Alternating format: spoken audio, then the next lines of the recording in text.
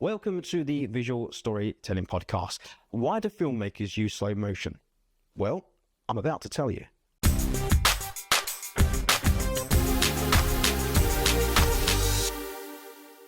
Filmmakers use slow motion for various creative and practical reasons. I'm going to share with you 8 here.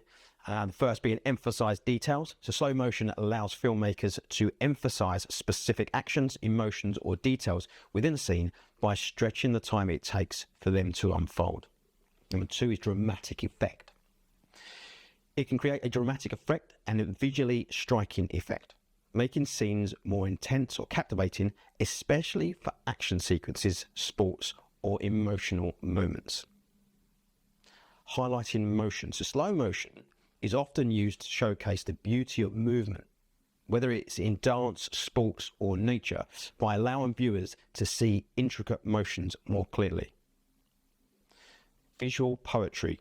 So filmmakers use slow motion to add an element of visual poetry and aesthetics to their work, turning everyday actions into something more profound. It also provides a unique way to manipulate time within a narrative, creating a contrast with real-time scenes.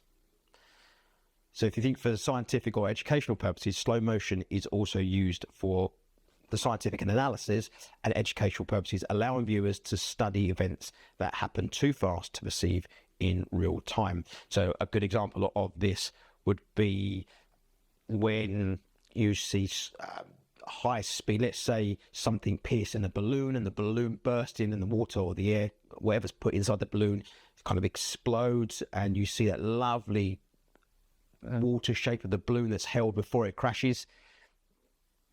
High speed cameras are great for that, and that's slowed right down, so you get that slow motion, you get that real scientific and educational and impactful effect.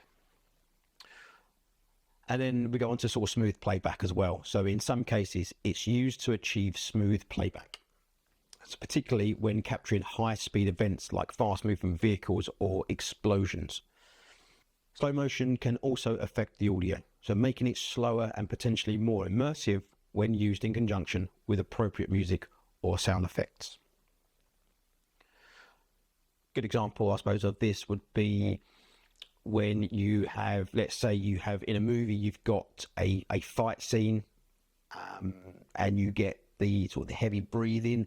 Let's say you've got a sniper in the field and they're controlling the breathing, they slow it right down and they focus on, there's some emotive music, but then they slow it down, the sound down on the breathing and how it sort of goes from being and then into sort of calm as the sniper relaxes into position.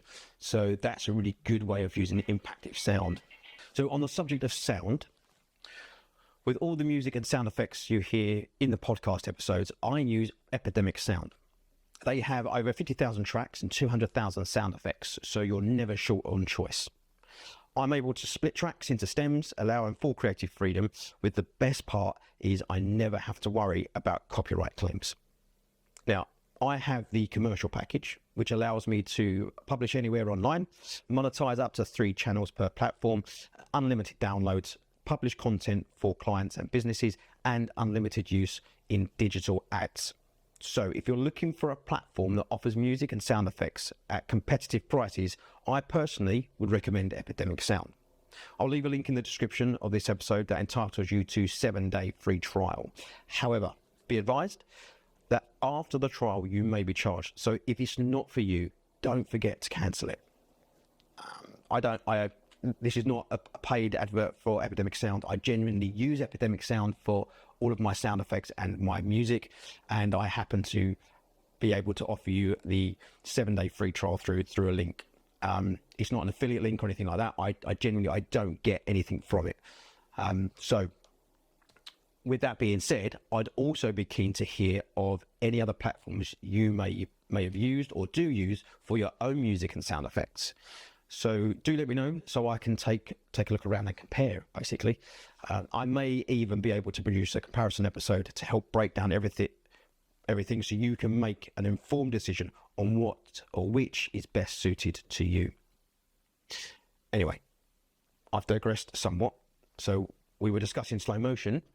And overall, slow motion is a versatile tool in filmmaking, enabling you to control the pace and impact of your storytelling. Now, before I digress any further, I have a small ask. I'm looking to have more guests on the podcast to provide you with more value. So with that in mind, if you work within the creative space and would like to have a conversation about what you do and the benefits it offers others, get in touch and let's have a conversation. I'll leave my social handles in the description. And once again, thank you for lending me your ear. I genuinely appreciate your time. And don't forget to follow the Visual Storytelling Podcast. And until next time, be creative, be inspired, be you.